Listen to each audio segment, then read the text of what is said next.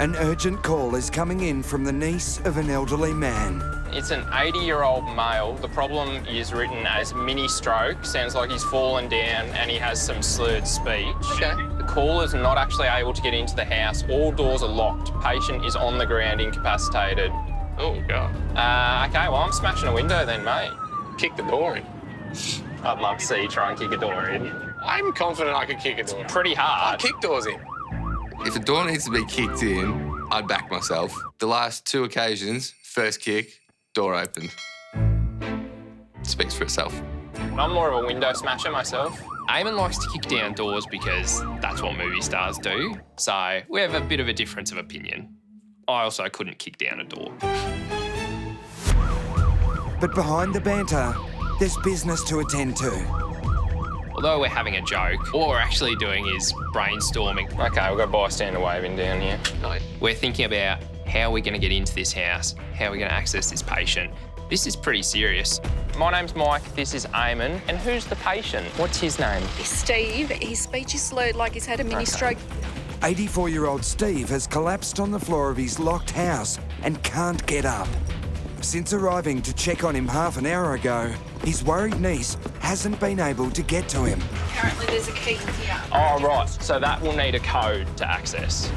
But can't you cut it with pliers? No, because So where are your dad? Oh, your uncle, sorry. My uncle, he's in the front room. You can hear him, but I can't get in. Right, and you don't know the code for that? I don't know. I tried 1, 2, 3, 4. Eamon, do you want to cast an eye on the patient? I'll just check for access back here, mate. This house could not have been more like Fort Knox.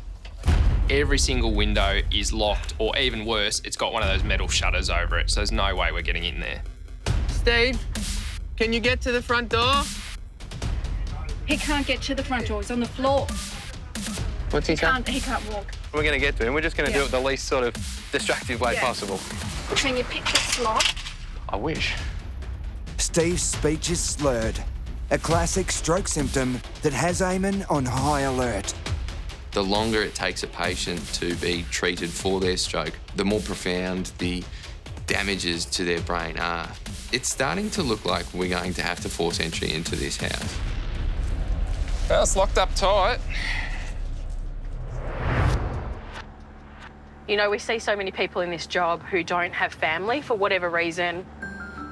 Across town, it's a philosophical start to the shift for Amanda and Taz. I couldn't imagine growing old on my own. I can't imagine living by myself. No. I think I'll just come and move in with you. If you're by yourself and I'm by myself. I'm not sure if that's a threat or a promise. We'll live together. If Taz makes it to old age, I am not going to be the one that looks after him. Unfortunately, his wife Pretty has signed up for that. I have not. We can look after each other until you're old. I certainly don't want to wipe Taz's bum now, let alone when he's 80. That's fine. We'll live together. Thanks, Taz. With Taz's old age plans still in doubt, the team's been called to a 72-year-old woman who's worried she may not see tomorrow. I think I'm having a heart attack. What symptoms are you having? I'm having crushing pains in the chest. Yeah. I cannot bend over without it crushing. All right, so I do have that help all organised there for you. Heart attacks can quickly lead to cardiac arrest. Amanda and Taz need to get to the woman urgently. All right, Amanda, looks like we've been dispatched to a 72-year-old female. Heart attack, crushing chest pain. There's quite a significant difference between just a chest pain and a crushing chest pain, isn't it? That word itself is enough to explain that there's a need of an urgency.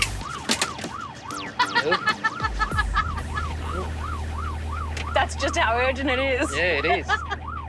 Also, we got an update that there is no aspirin available. Patient home alone. Quite a bit scary, isn't it? Yeah. Taz and Amanda arrive to find their patient Jenny waiting for them outside, looking surprisingly fit and well. I rang up to see if I was having a heart attack. I don't know if I am or not. When we attend cardiac patients, they can present in any manner of ways. Some patients can look perfectly fine, but in fact, they're having a heart attack. Let's have a quick checkup. My name is Taz, and I've got Amanda with me. Oh, hello, and who is this? And Oh, that's poor old Millie. Hi, Millie. Sit back for me. I sense that Jenny's a little bit anxious with us today, and it's evident that Millie's actually fairly anxious too. I got home and I couldn't bend down because pain was crushing. Okay. And it still is a crushing pain. Okay. Have you ever had that pain before? No. No, so this is the first time. Yes. But I've probably got heart problems. I'm 72. Okay. Family history of heart attacks. My dad died suddenly at 50. I'm on high blood pressure tablets and cholesterol. Okay. So Jenny's got all the risk factors you can think of. Are you smoking? A bit. Okay. High blood pressure, high cholesterol. Her father died at a young age. So she's got quite right to actually worry about what's going on there. She could be actually having a heart attack.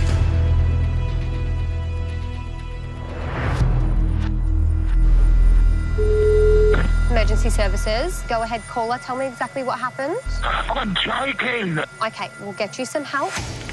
Across town at Melbourne's Emergency Communications Centre, a desperate call is coming in from a man struggling to breathe. I'm choking. Is there anyone else with you? No, please, no. You need to stay on the line, okay? We've already got that help organised. Help.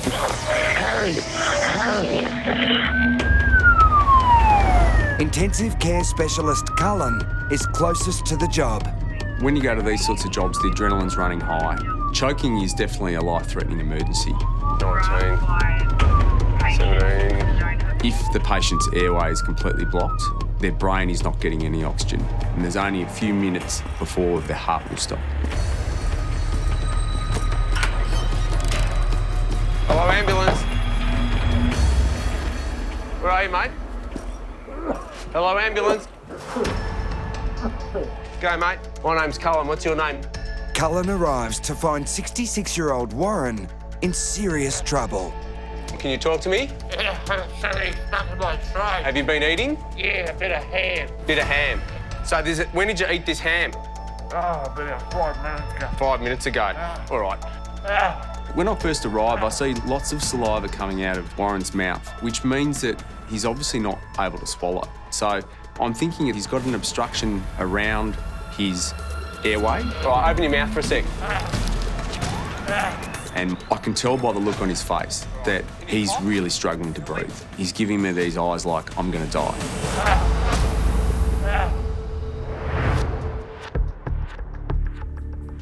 No rear access, mate. I mean, he's conscious breathing, talking to us, able to say that he can't get up off the floor. Sure.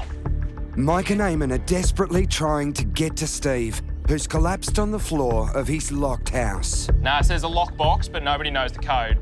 Frustratingly, Steve can't remember the code to his lockbox, and it's starting to look like they'll have to smash a door or a window to get in. So just when we're thinking that we're going to have to break into this house, in come the cavalry. Like a beacon of light, the fireys enter the scene. Oh, g'day, mate. They've got the tools and the know-how, and they are going to get us into this house quickly. It's in behind that key panel there. Well, if you guys sort that, I'll go have a chat to our patient. G'day, mate. Can you hear me? It's just Mike and Eamon from the ambulance service.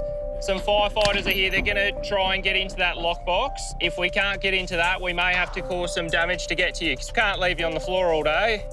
It's really important to me to get access pretty quickly. But if we can avoid going in all guns blazing, damaging this man's property, that's always going to be better. That's the sound of the firefighters cutting into that little lockbox, all right? So they won't be far off. How long have you been on the floor? Sorry, since yesterday? So just give us a few more minutes and we'll be in, all right? Mike and Eamon are worried the 84-year-old's had a stroke. The revelation that Steve collapsed a day ago has frightening implications. With some strokes, we need to get them to a hospital within 6 hours of onset. If they fall outside of that time frame, they can't be treated. The damage is done. Hey. Love your work, guys. Got a key. It's a relief. It's taken us a little while to get in there, but at last we're in. Hey. Love your work. Beautiful. Thanks, Jen. We can finally lay proper eyes on this patient and figure out what's going on. We're in the house, sir. Hello. Stephen? Yes. Hello, I'm Mike. I was talking to you out the front window. I've got Eamon with me from the ambulance service. And we've got your niece here. Mike's first priority is to assess for a stroke. How did you end up on the floor? I think I've got left. If Steve's had one, the worry is, after 18 hours on the floor, he could have suffered permanent brain damage. Can you squeeze with both hands? I need to do a 12 lead, like a bigger picture of your heart. Taz and Amanda are now assessing Jenny for signs of a heart attack. Stay still. The 72-year-old has crushing chest pains and a family history of heart trouble. A 12-lead ECG is a good piece of information to tell us whether something sinister happening in the heart or not. ECG only takes a few seconds, but it's a long, anxious wait for paramedics. So the machine is telling me that it doesn't look like a heart attack. Oh, good. Yeah. Thank goodness. I'm so relieved. But then we can't say anything as a guarantee. Although her results are good, Jenny will need blood tests in hospital to confirm everything's okay.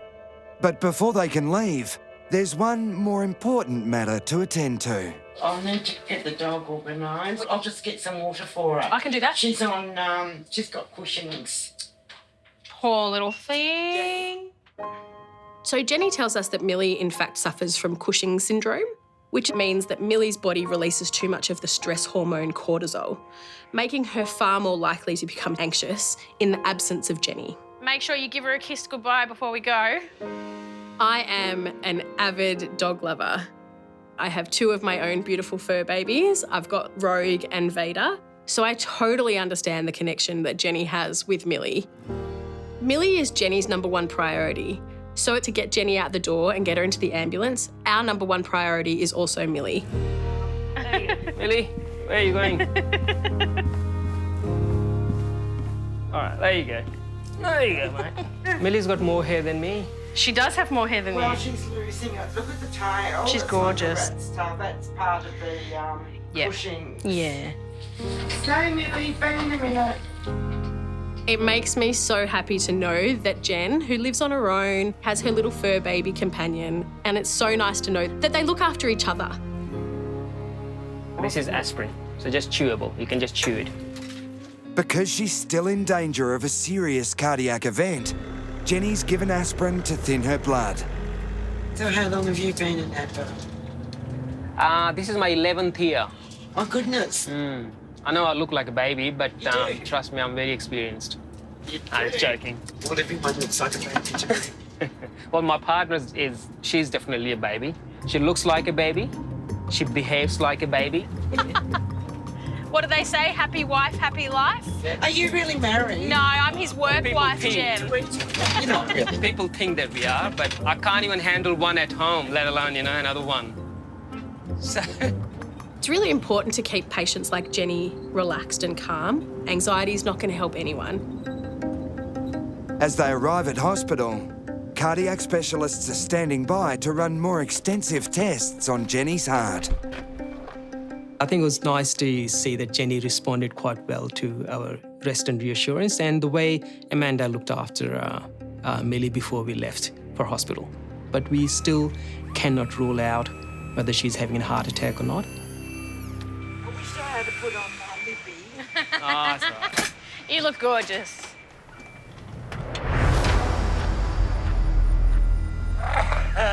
All right, can you cough that out? 66-year-old Warren is still struggling to breathe. It's a partial obstruction.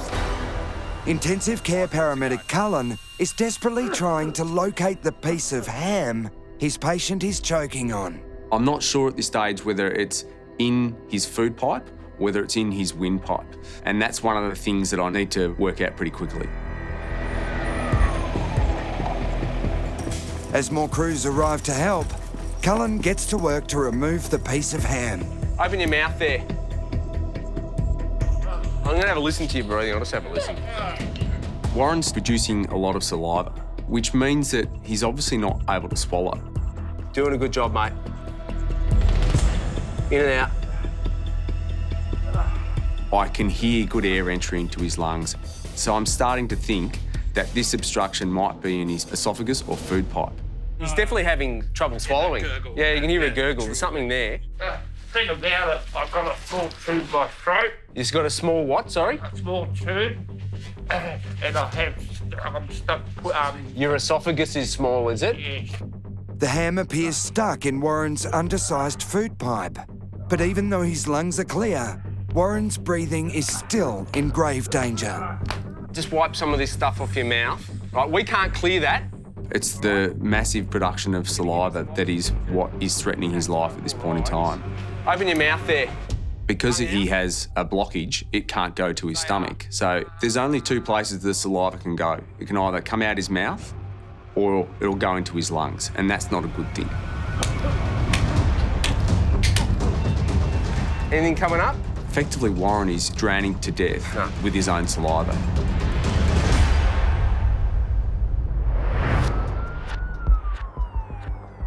All right, Taz, we've been dispatched code 1 to a 40-year-old male in a boarding house with heart palpitations. Yep. And he is intoxicated. Oh, okay. It's the second job of the day for Taz and Amanda. It's an all too common call-out for another person who's had too much to drink. I've been to this address before and I'll just change back waiting for them to come in.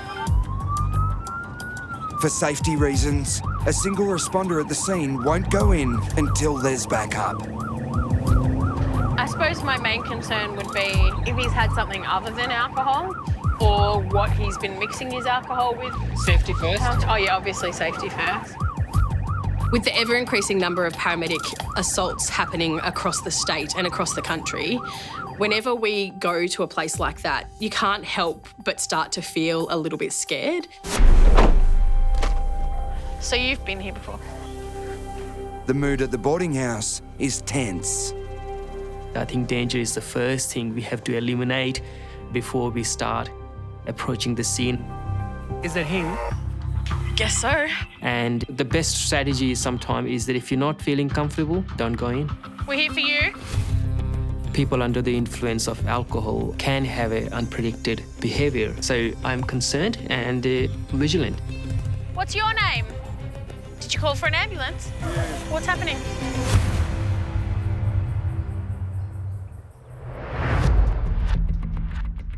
How did you end up on the floor? I think I collapsed. Mike and Eamon are assessing 84-year-old Steve for a stroke.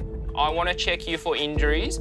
But after 18 hours on the floor, the worry is he may already be suffering from irreversible brain damage. Can you squeeze with both hands? So, assessing Steve, we're looking for facial droop, arm weakness, or speech slurring. All of them can indicate some damage in the brain that's been caused by a stroke. Good. And let go. Smile, show me your teeth. Excellent. Good man. I'm looking at the muscles in your face. They're looking good, all right? The good news is it doesn't look like there's been a stroke, but it's very unusual for someone to be on the floor and be unable to get up. So why is he on the floor? Any heart problems? No. No. Kidneys are okay? They're all right. Any pain in the neck? No. Can you... Look, with my age, everybody's a little bit. Steve is playing down his symptoms, making it difficult to come up with a diagnosis. Can you wiggle your feet for me? Good. And I'm guessing you've obviously tried to get off the floor but haven't had the strength, is that right? It's pretty bizarre with Steve. I've checked him for a stroke, I've checked his heart, checked his sugar. It's all pretty normal. For me, the lack of a diagnosis is almost more concerning than knowing what's wrong with him. All right, my friend. Right here. No, you can't stay here. Yep. Let's get you in the back there. Across town, Cullen is urgently transferring the choking Warren to hospital. He's still trying to clear a piece of ham stuck in the 66-year-old's undersized food pipe. Have a cough. Right, just need to get that saliva out.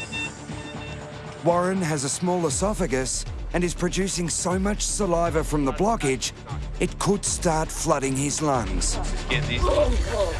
We get Warren into the back of the ambulance, and I notice a deterioration in his condition. More saliva is now being held in his mouth, and he's unable to get it out. Pass me suction. Pass me suction. Turn it on. Open your mouth.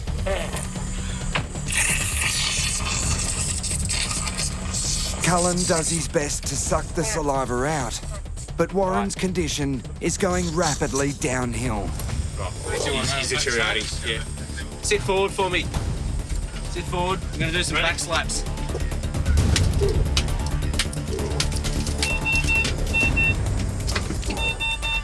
Just thrust from the front. We're still just keeping our head above water here. 1, 2, 3. I've been to a lot of chokings and upper airway obstructions in my time in ambulance, but this is the first time I've ever had to do chest thrusts, and that sense of urgency, I'm feeling it now. Let's start moving slowly.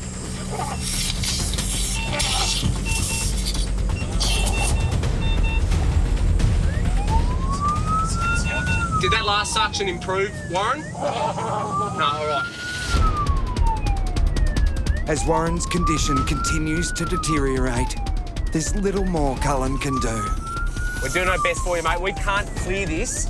We can only suction the saliva, OK? It's definitely stressful when you're trying your best to help a patient and everything you're doing isn't working.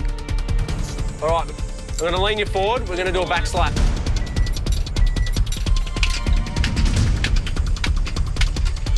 Right. Give us a big cough, mate. Big cough. That's it. Now just spit it out of your mouth. That's it. All right. Doctors in the emergency department are standing by to surgically remove the blockage. It's insane to think that a piece of ham can cause this, that such a simple thing can put you on the brink of life and death.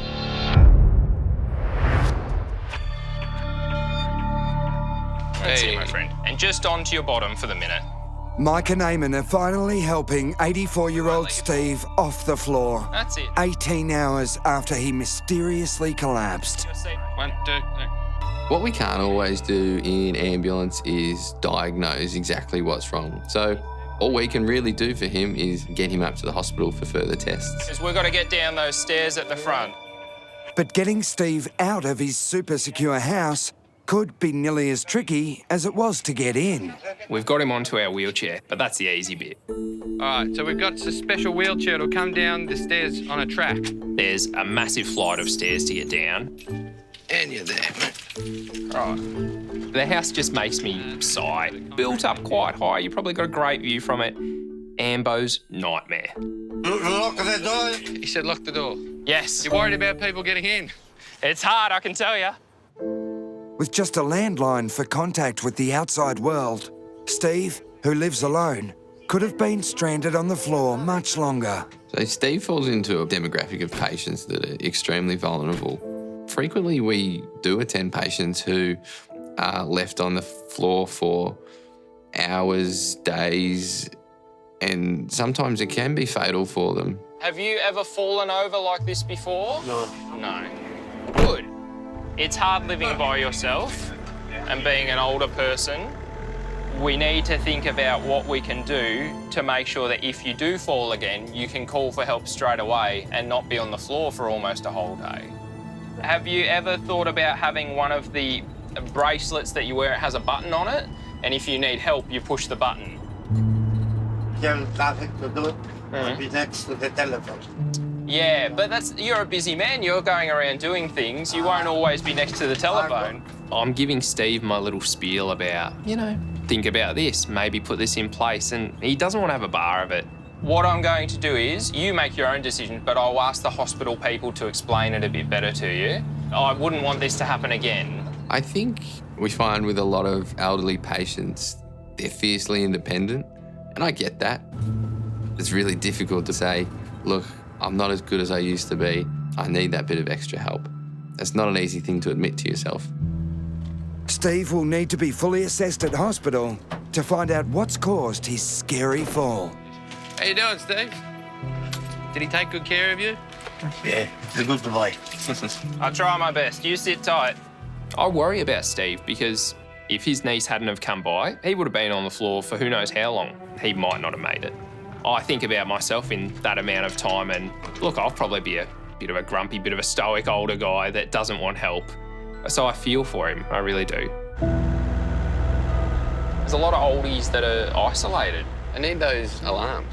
Also, make sure you know the combination to your key lock. Oh, I know. I was really glad the fireys were able Oh, that to was crack so that good. open. They whipped that open in no time. Yeah, that was good. A little bit of me wanted to kick the door. Oh, I know you wanted to kick the door in, but you will bust your shoulder or your knee or something. No. You will. How many doors have you kicked in? 2. Were they locked? Did you check? Do you know? Yeah. Do you know how many busted knees? 0. How many dislocated hips? 1, but that was unrelated. That's hilarious.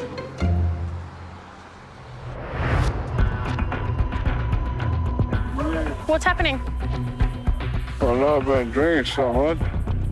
Taz and Amanda have been called to a boarding house and are now dealing with an intoxicated patient. What, sorry? Do you want to sit down, mate?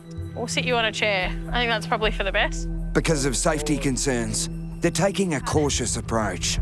There you go, mate. Here you go, take a seat here. Oh, sure. So just looking at the patient with the bottle in his hand, he doesn't appear to be that sick. We'll just take this for a minute. But that doesn't mean that he's just simply intoxicated.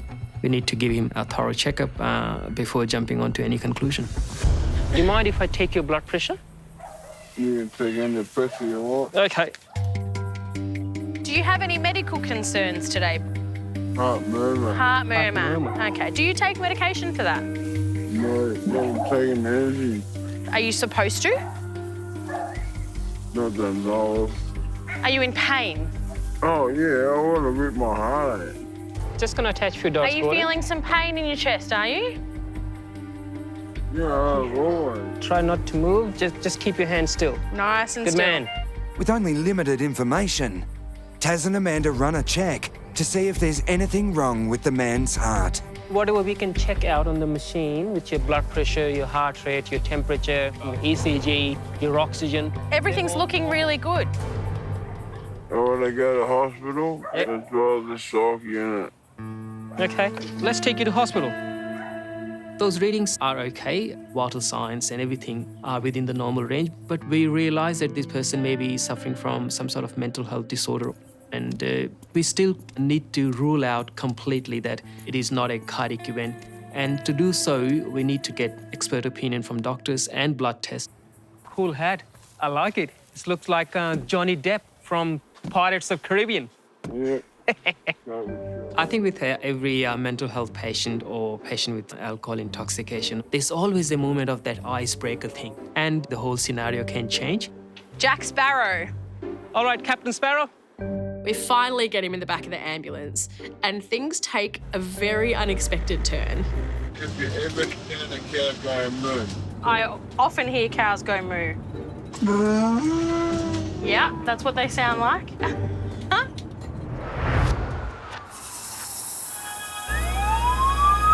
Come on. Micah paramedic team, Karina and Dodsey, have also been called to a man under the influence. Clear with anything on my left. But unlike Taz and Amanda's pirate friend, this patient is drug-affected and violent. The Chelsea crew are on scene there. They have been assaulted. After overdosing on prescription drugs, the man has attacked a paramedic. Oh, ambulance duress, police required urgently. It makes me angry.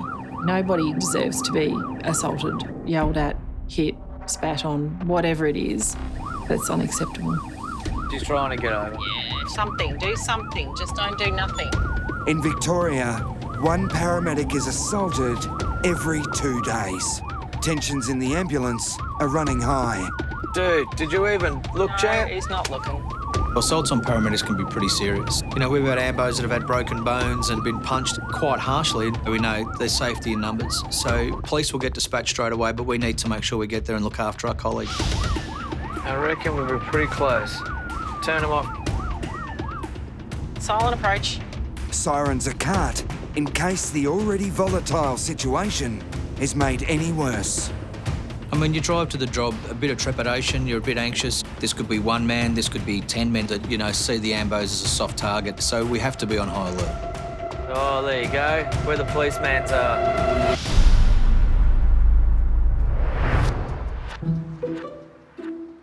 Where's the bull side of the cab? The mood at Taz and Amanda's job has just taken a radical turn for the better.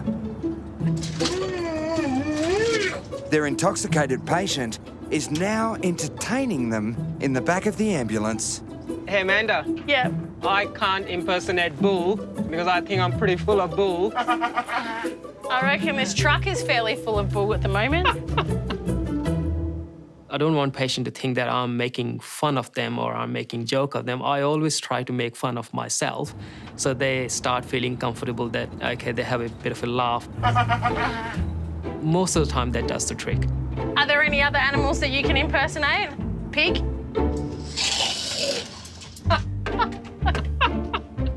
Jobs turn from an absolute negative to a more enjoyable, positive job. Pretty good, actually. Patient is feeling better, we are feeling better, and we're having a good time. What about a horse? You've got a talent. I'm impressed.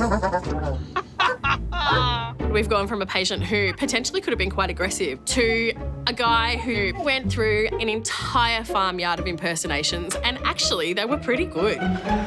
Come on, mate. Old MacDonald with his farm. Oh. Let's go. Bottle. Oh, now we're a shark.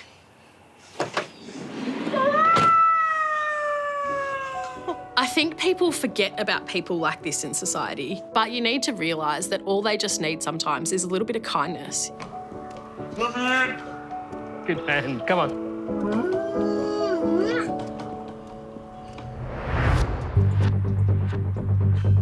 Make sure my friends are on. Dodsey and Karina have been called out to help a paramedic who's been assaulted by a drug-affected patient. The job's done, mate. They've ketamined him. Police are already at the scene and the man has been sedated. But the first responders are still at risk. He's a pretty big boy, isn't he? Are we going to shackle him, or we're comfortable that that's going to be it for him? Because he did punch one of you, didn't he? Yeah. The patient's lying on the bed and he looks pretty harmless at the moment. He's been given a drug called ketamine to relax him, but we haven't given him enough to actually knock him out and put him to sleep. So at any time, he could kick up on the bed, he could throw punches, he could throw kicks. Until this bloke is shackled, at any stage, he can still lash out again. So once we put these both on, we'll put him over into our truck. Handcuffs are used to restrain the man. Is one of you guys coming with us? Yeah? And he's taken to Dodsey and Karina's ambulance under police supervision. So basically, it had a heap of tramadol and stuff, history of depression, and some alcohol. Exactly, and substance abuse of opiates. Okay.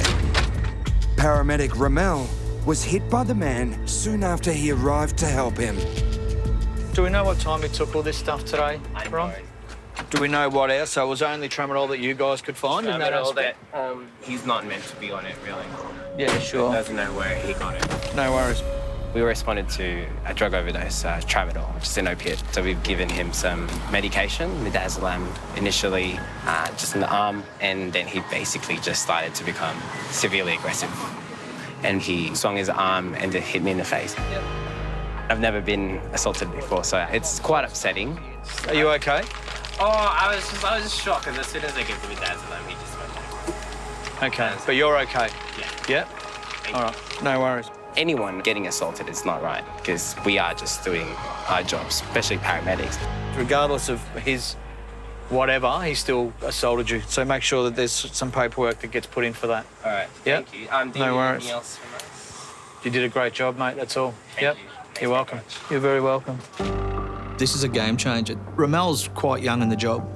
So this is something now he'll think about every time he goes to an overdose. Now, it creates an angst in his workplace that he shouldn't have to have. Because the man's had a cocktail of drugs, the paramedics still need to monitor him closely. Good afternoon, Frankson. We have a gentleman. A history of drug abuse and depression, was medazed by crew and then assaulted crew, and then ketamined. So he's assaulted a paramedic, but we still need to care for him. This is the job that we do. And we don't know exactly what he's had, so we need to be vigilant, because all these drugs in combination have an effect with each other that can actually make you stop breathing. Oh, at least my ambo mate's all right. Yeah. Could have been a lot worse by the sound of it. Yeah. It's only a short trip to the hospital to drop off their sedated patient.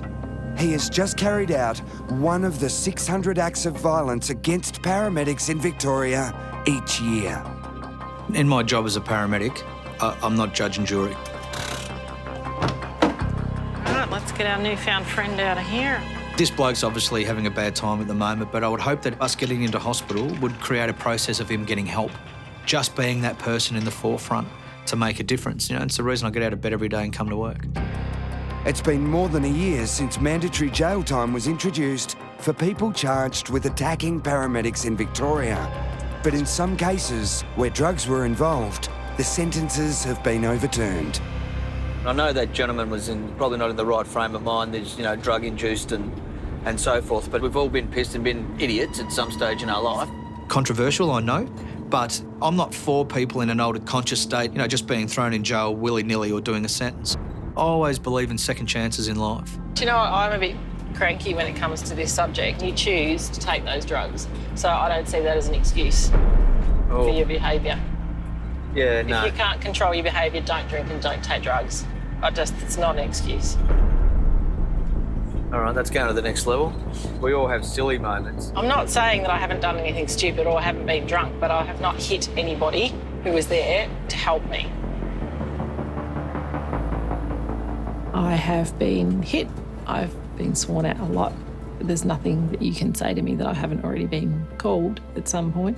Every job I go into now, when I walk through the door, I look for what somebody can hit me with. I look for what somebody can stab me with. And it shouldn't have to be like that.